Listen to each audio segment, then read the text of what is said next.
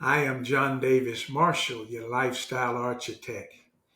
Welcome to another episode of Wisdom to Wealth. Each Thursday, we explore finance matters. Please subscribe to this YouTube channel, comment and like this video, and share it with all of your friends. If my coaching can benefit your professional life, or my counseling can benefit your personal life, then why not extend your experience with me?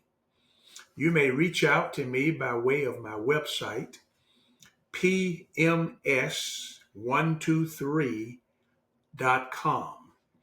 That's pms123.com. And while you're there at my website, subscribe to Matters Magazine. It is a monthly publication that has life-invigorating articles that will bless your life. And then check out Wisdom Wares, which will give you an opportunity to make a powerful, positive, public statement without ever opening your mouth. It can really, really bless your life. And while you're there, bless your life with one of my books. As a matter of fact, we're going to be teaching from this book today. Show me the money. Show me the money. I always tell people that if your grown children are still in your pocketbook, do not give them a dime until they've read this book. And if they read this book and follow the directions, they will no longer need to be in your pocketbook.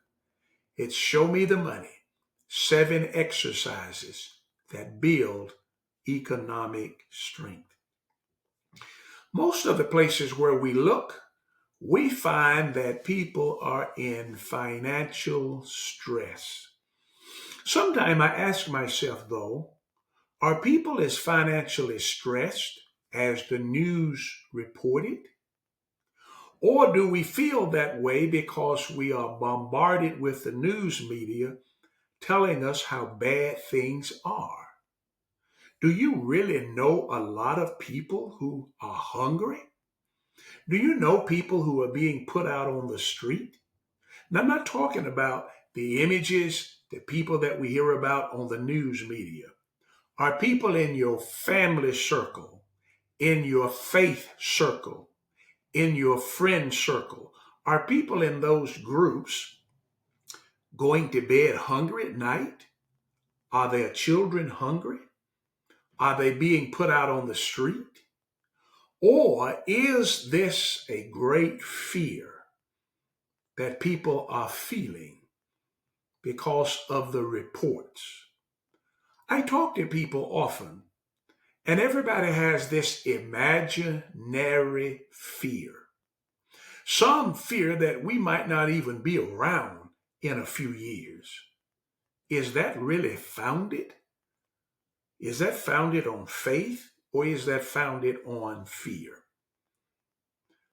Why is there so much concern? Are we really in a financial mess? I believe that some are in a financial mess, maybe not to the extent that the news media reports it, but there are political advantages to making people feel bad so that they can come in and rescue you. But have you not noticed that every group who promises to rescue at the end of their administration, no one's rescued? So let's get back on faith and not fear. But let us not overlook the reality of where we are, because to some degree we are in a financial mess. So I want to take a little time today and the next week and just share with you how we got there. We're not the first group of people to be in a financial mess. Journey with me to an Old Testament story 1 Kings chapter 21. One of the characters in this story is a man by the name of Naboth. Naboth. He owned a vineyard that joined to the property of King Ahab, who just happened to be the husband of Jezebel. So now get the picture. A man named Naboth, he has a vineyard, and it is next door. It joins the property of King Ahab, who is married to Jezebel. Now let's begin reading at 1 Kings chapter 21, verses 1 through 2. Now it came about after these things that Naboth the Jezreelite had a vineyard, which was in Jezreel, beside the palace of Ahab, king of Samaria. Ahab spoke to Naboth, saying, "Give me your vineyard, that I may have it for a vegetable garden, because it is close beside my house. And I will give you a better vineyard than it in its place, if you like. I will give you the price of it in money." Notice what Ahab did. He said, "I'll give you a better vineyard, or I'll buy it, because I want it, because it's next door to the property that I already have." It sounded like a good deal. However, there was only one problem. God forbade the inheritance of the sons of Israel to be transferred from one tribe to another. You can read about that in Numbers chapter 36 and verse 7, and Leviticus chapter 25 and verse 23. God had made a decision that you cannot transfer the property from one tribe to another. We always get ourselves in financial trouble, other types of troubles, when we have a lustful desire to do that which God has not approved of. Now, although King Ahab could financially afford to buy the land, Naboth could not rightfully sell it. So guess what he did? He refused. Well, what's going to happen now? King Ahab went home, lay on his bed, and pouted. Who said only women pout? Here is a man, the king of Samaria, pouting. He's just sick. He went home and lay on his bed pouting. After his wife Jezebel determined the cause of his misery, she reminded him that he was the king and therefore should have his heart's desire. When you allow the devil to let you believe that you ought to be the king of your castle, to the extent you ought to have whatever your heart's desire, you are headed for problems. So Jezebel devised a treacherous scheme to kill Naboth and steal his vineyard. But after this dirty deed had been done, the prophet Elijah brought a word from the Lord, and God brought death to Jezebel and much evil upon King Ahab in subsequent generations.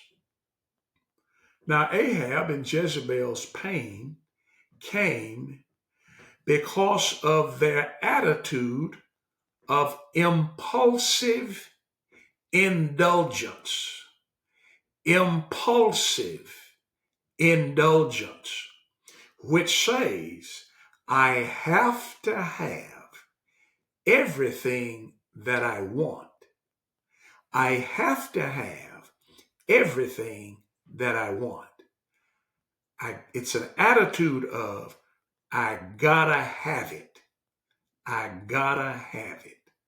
I gotta have it. May I tell you that that's what gets us into this financial mess. It's not the amount of money that we have. It's our attitude of impulsive indulgence. It's an attitude of, I gotta have it. Is that the way you feel? Is that the way you live? Do you know people who live like that? Do you know people who feel like that? They've just got to have it. And therefore, they go get it. My friend, that attitude will keep you in financial ruin. So then, my friend, if you want to gain control of your economic strength, you must arrest the attitude of, I gotta have it. I gotta have it. How often have you gone to the mall, or before you left home, or you saw an advertisement, or you saw someone else with the gadget, and you came up with the idea, I gotta have it. That's why you're in the mess that you're in. Remember, I am your lifestyle architect. Thanks for taking this journey with wisdom to wealth. If my coaching can benefit your professional life, or my counseling can benefit your personal life, then extend your experience with me by way of my website, pms123.com. And when you go there, visit the books that I've written and published. As a matter of fact, today we've studied out of this book, Show Me the Money, 7 exercises that develop economic strength. Order your copy of that book, and you'll have access to what I've shared today and a wealth of other information that will actually help you get started with a really good managing budget. And while you're there on my website, subscribe to Matters Magazine. Check out Wisdom Wares, which gives you an opportunity to make positive, powerful public statements without ever opening your mouth. Please subscribe to this YouTube channel, like and share this video with all of your friends. Indeed, it is true. A better you begins with a grace view of God. That's why we are still gripped in His grace and mesmerized by His mercy.